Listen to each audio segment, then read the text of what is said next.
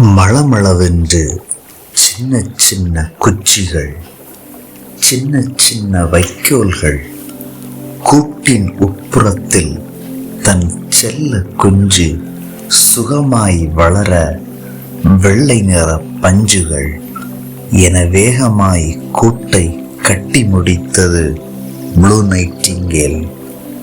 அடடே, என்ன இது?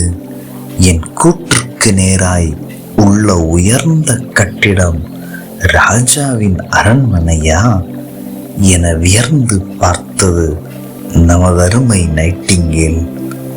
ஓஹோ, இந்த ஓக் மரம் ராஜாவின் அரண்மனை காம்பவுண்டில் தான் இருக்கிறதா என புரிந்து கொண்டது நைட்டிங்கேல்.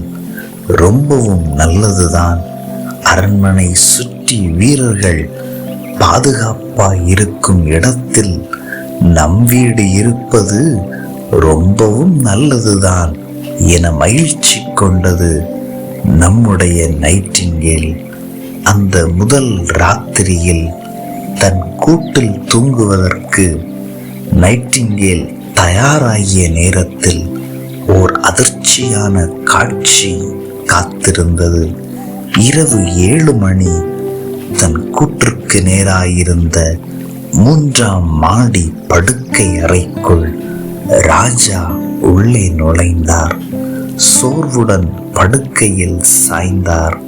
ஐயோ, தலை வலிக்கிறதே என முணங்கிக் கொண்டே தலையணையில் தன் தலையை அங்குமிங்கும் புரட்டிக் கொண்டிருந்தார்.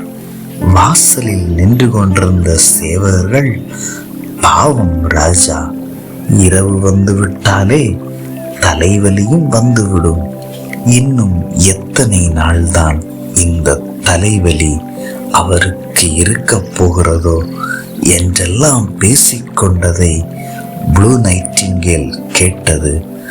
தலைவலியால் அவதிப்பட்ட ராஜாவை பரிதாபத்தோடு பார்த்து கொண்டிருந்த நைட்டிங்கேல் காற்றின் சுகத்தில் அயர்ந்து தூங்கிவிட்டது.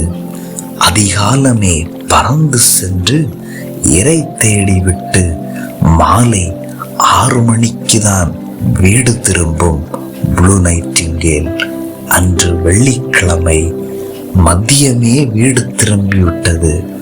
ஆம், இன்றுதான் ப்ளூ 2 வருடமாய் காத்திருந்த முட்டையிடும் நாள்.